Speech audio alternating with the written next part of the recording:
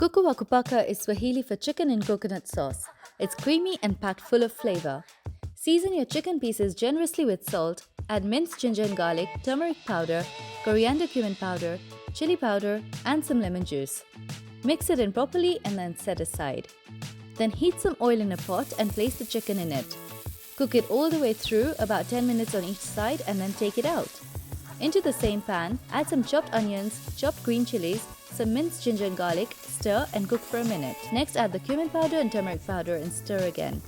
Throw in the tomatoes, season with salt, and then stir, cover, and cook for about 8 to 10 minutes until the tomatoes have softened.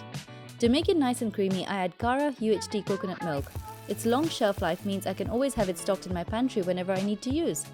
Now add the chicken back in, along with the juices, and coat it with all the creamy goodness.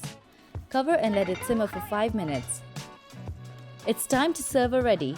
I like to garnish it with some coriander leaves and serve with hot and flaky chapatis.